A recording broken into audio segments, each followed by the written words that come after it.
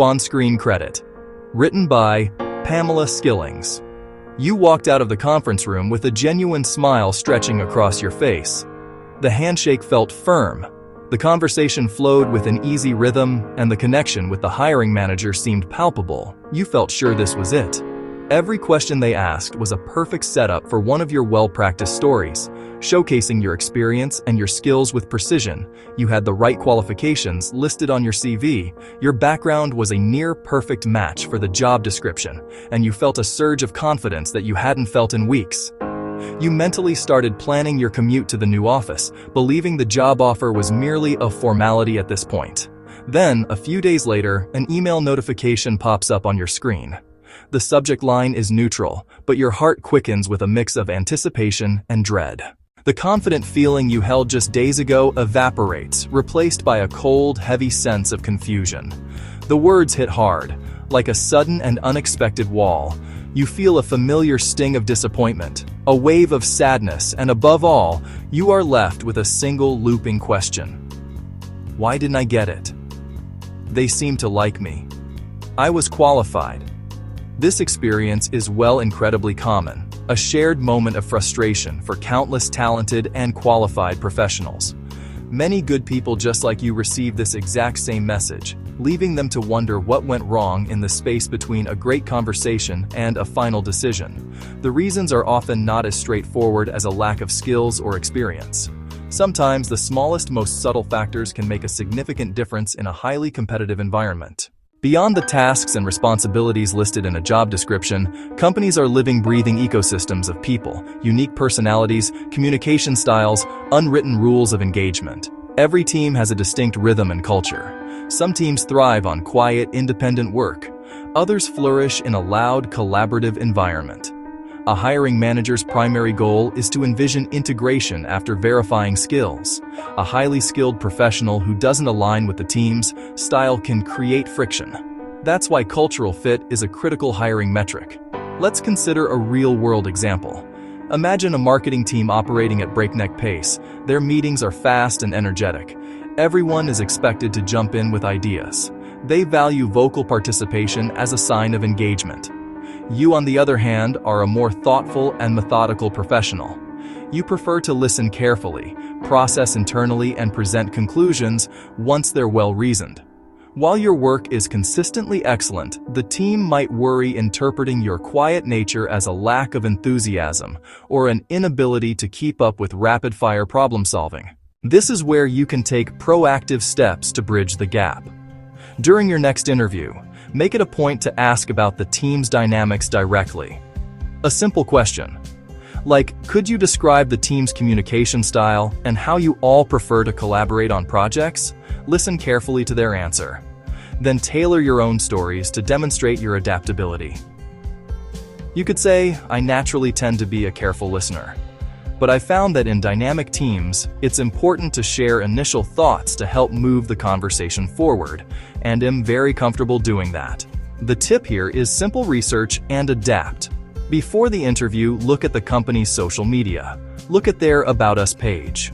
Are the pictures formal? Are the pictures casual? Is the language corporate? Is the language playful? During the conversation, mirror their energy slightly. Use your answers to show you can work in their style. Acknowledge the team's culture and show you can be flexible and contributing. You signal you're not just a skilled worker, but a teammate who will enhance, not disrupt the existing harmony.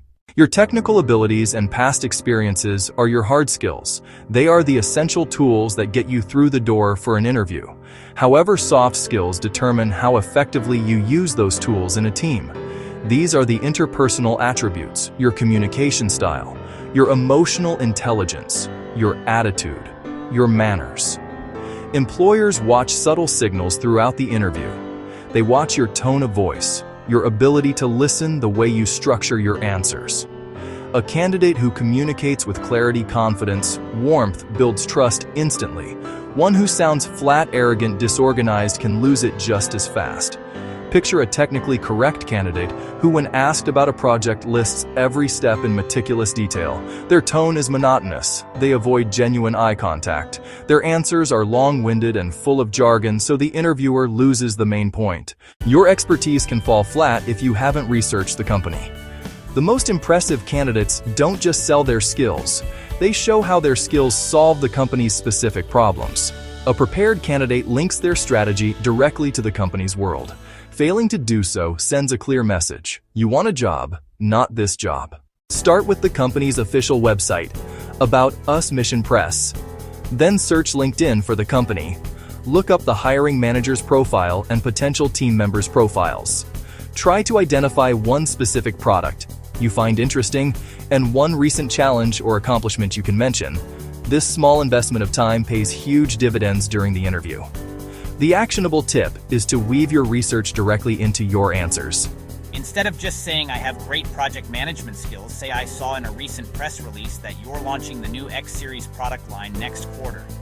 At my last company, I managed a similar product launch from start to finish. I believe my experience coordinating cross-functional teams could help ensure your launch is just as successful. This approach demonstrates genuine interest, initiative, and a proactive mindset, showing the interviewer that you are already thinking like a member of their team. The words you choose are only one part of the message you're sending. A significant portion is nonverbal, conveyed through your posture, eye contact, and hand gestures. An interviewer reads these signals to gauge your confidence and engagement. Slouching can signal disinterest, while sitting upright with steady eye contact projects confidence and trustworthiness.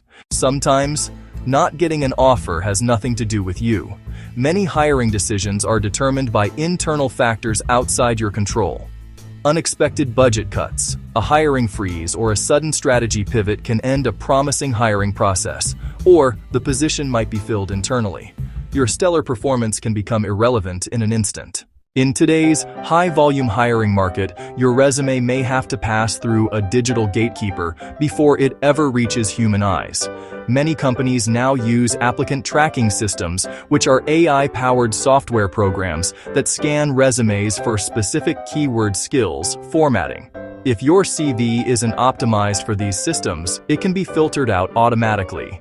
When your resume does land on a recruiter's desk, they often spend only a few seconds on their initial review. Their brains look for quick matches and form powerful first impressions in an instant. A confusing layout, a missing keyword can move your application to the no pile. Let's consider how this plays out. You apply for a digital marketing manager position, SEO, content strategy, email campaigns. Your resume says, improving search rankings, planning editorial calendars, managing subscriber communications.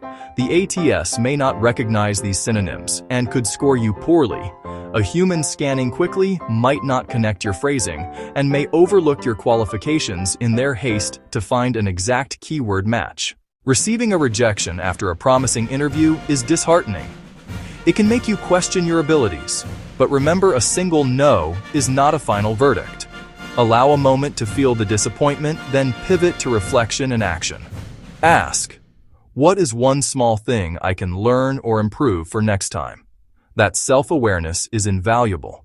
Thanks for watching. If this helped, subscribe, like, share. More smart job search tips drop daily. See you in the next one.